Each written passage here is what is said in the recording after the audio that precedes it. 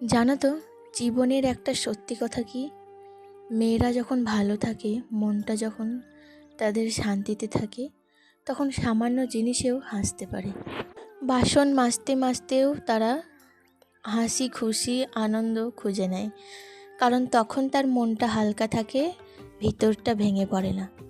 কিন্তু সেই মেয়েটাই যখন ভিতর থেকে কষ্টে থাকে, তখন সেই কষ্টটা কাউকে বোঝাতে পারে না। আসলে তখন সে খাবার খেতে খেতেও তার চোখে জল আসে। সবাই ভাবে সে স্বাভাবিক আছে, কারণ সে ঠিকই রান্না করছে, কাজ করছে, সবারই খেয়াল রাখছে। অথচ মেয়েরা খুব সহজে নিজের কষ্ট প্রকাশ করতে পারে না। তারা চুপচাপ সবটা সহ্য করতে শেখে। একটা মেয়ের হাসির পেছনে কত না কলা কথা লুকিয়ে থাকে, সেটা হয়তো কেউই বুঝতে পারে না।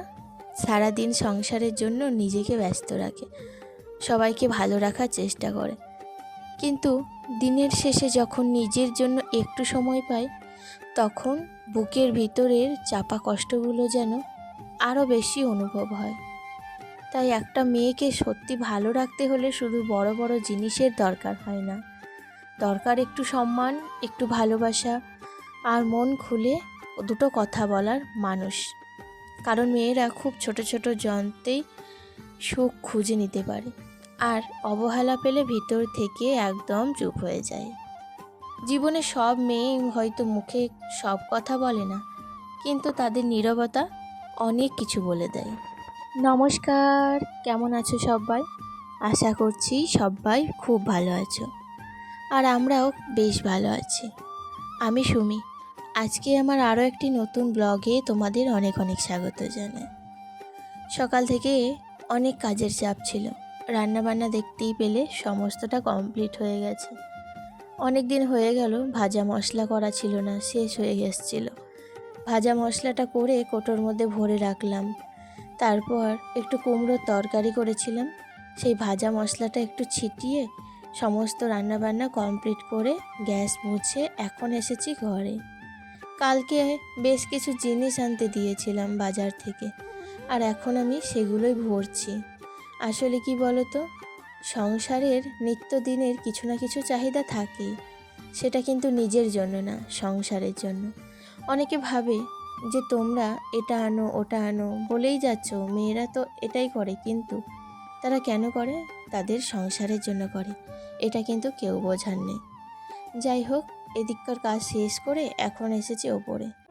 আমার যে ননদরা এসেছিল বেড়াতে, আজকে সকালেই তারা বাড়ি চলে গেছে, আর কয়েকদিন থেকে ওরা ওপরেই ছিল, তাই জন্য আমি ওপরে খুব একটা আসছিলাম না। ওপরেরটা কোনো রকম কাজে হাতও দিইনি। আজকে চলে গিয়েছে ওরা, এখন আমি ওপরটাকে ভালো করে একটু ঝাড়ু দিয়ে মুছবো। বিছানার বেড কভারগুলো সব কেচে দিয়েছি, এখনও সেগুলো শুকায়নি। আর এদিকে আমার ছেলে এই ঘরে একটু আগেই প্রচুর খেলাধুলা করছিল, তাই জানলাতে সমস্ত রকম খেলনা, ব্যাট, উইকেট সবগুলো রেখে দিয়েছে। আর এগুলো এখন তো গুছিয়ে রাখতে হবে। এটাই হচ্ছে আমার প্রতিদিনের একটা কাজ। প্রত্যেক দিন আমি গুছিয়ে রাখি, আর ও এসে টেনে সেগুলোকে আবার বের করে। যাই হোক, বাচ্চা ছেলে যদি থাকে তাহলে এটা তো করতেই হবে। দেখো, সমস্তটা সরিয়ে দিলাম। এখানে গিয়ে না প্রচুর ক্লিনিংয়ের, ডাস্টিংয়ের কাজ আছে।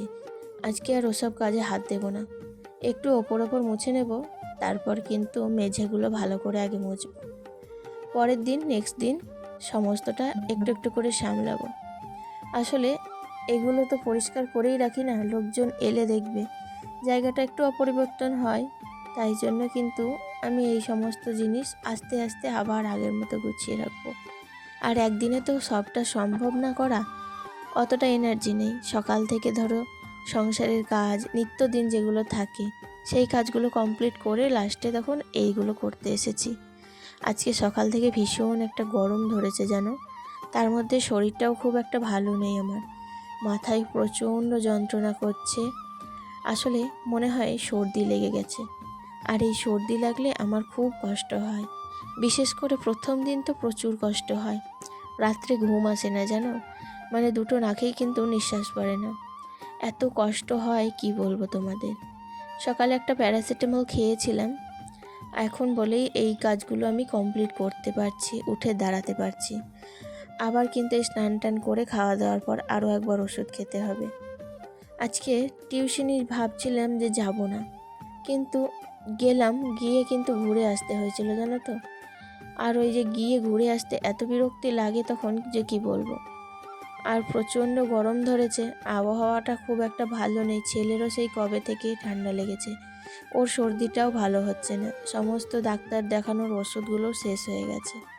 সেই ওষুধগুলোতে আরও মনে হয় বেশি একটু কাশি শুরু হচ্ছে। আসলে কাশি কেসে তো ও কফগুলো তুলতে পারে না, বাচ্চা ছেলে না, তাই জন্য খাওয়াটাও কিন্তু আবার আগের মতো কমে গেছে। সর্দি লাগলে ছোট ছেলে বলে না, আমরা বড় মানুষরাও কিন্তু খেতে পারি না। যাই হোক, বিকেলবেলায় দেখো, এখন কিন্তু বিকেল না, ওই 3:30 মতো বাজে। আর আবহাওয়া দেখছো, চারিদিকে মেঘ, প্রচুর মেঘ উঠেছে। মেঘ কিন্তু গর্জনও করছিল, মাঝে মাঝে আবার বিদ্যুৎও চমকাচ্ছিল। তার মধ্যেই ছাদে অনেকগুলো জামা কাপড় ছিল, সেগুলো সমস্তটা তুলে নিয়েছি। কিন্তু এত মেঘ গর্জন করলেও বৃষ্টি হয়নি এক ফোঁটাও। আমি কিন্তু বৃষ্টি হবে বলে কোনো গাছেও জল দিইনি যেন। এখন কিন্তু গাছগুলোয় আবার কাল সকালবেলায় উঠে সবটাই জল দিতে হবে। আর এদিকে সন্ধেবেলায় ছেলের অর্ডারে করেছিলাম পাস্তা। ওকে জিজ্ঞাসা করাই ও বলল যে পাস্তা খাবো, তাই জন্য পাস্তা করেছিলাম। সন্ধেবেলায় কিন্তু কারেন্ট চলে গিয়েছিল বেশ খানিকক্ষণের জন্য। আমি ভাবলাম হয়তো বৃষ্টি হবে, কিন্তু বৃষ্টি কোথাও নেই। কারেন্ট চলে যাওয়ায় প্রচণ্ড গরম ধরেছিল। যাই হোক, তার কিছুক্ষণ পরেই আবার কারেন্ট চলে এসেছিল। শরীরটাও খুব একটা ভালো নেই, কিন্তু এই সংসারের কাজগুলো জানো তো, করতেই হবে। আমি না করলে সংসারের সমস্ত কাজগুলো পড়ে থাকবে। এখন দেখো, ওকে খাইয়ে দিয়েছি, বিছানাটাও কিন্তু একটু ঝেড়ে নিয়েছি। আর বিছানাটা ঝেড়ে আমি কিন্তু এখন ওকে একটু পড়তে বসাবো। পড়তে বসিয়ে তারপর রাত্রের খাবার করব। প্রতিদিনের রাত্রিবেলায় কিন্তু এটা আমার রুটিন। ওকে খাওয়া দাওয়া করাই, সবাইকে চা জলখাবার দিয়ে তারপর ছেলেকে পড়তে বসাই। আর আজকে ওকে পড়তে বসিয়ে আমার সেই কুর্তি একটা ছিল, সেই কুর্তিটাকে একটু সেলাই করতে হতো। তাই ভাবলাম ও পড়ছে পড়ুক ওর মতো, আমি এদিকে সেলাইয়ের কাজটাও একটু সেরে নিই, তাহলে একই সাথে দুই দিক রক্ষা হবে।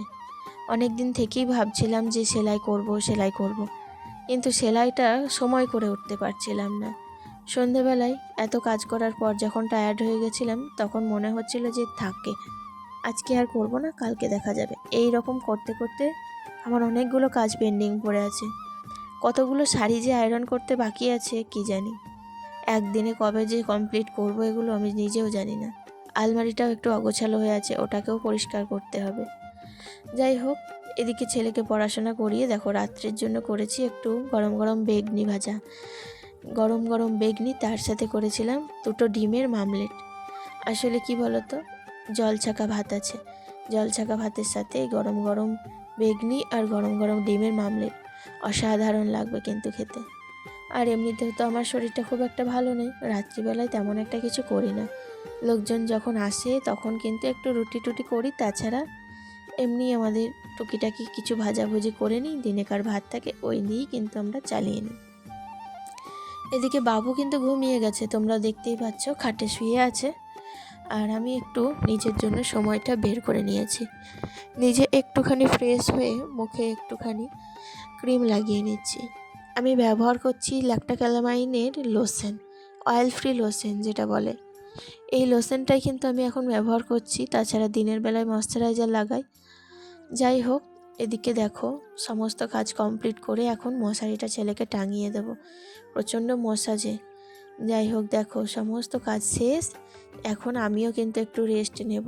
শরীরটা বলছি না সকাল থেকে খুব একটা ভালো নেই, আমারও প্রচণ্ড পরিমাণে টায়ার্ড লাগছে। সকাল থেকে রাত পর্যন্ত অনেকগুলো কাজ তোমার সাথে শেয়ার করলাম। চলো বন্ধুরা, তাহলে আজকে আসি, দেখা হচ্ছে নেক্সট ব্লগে। টাটা।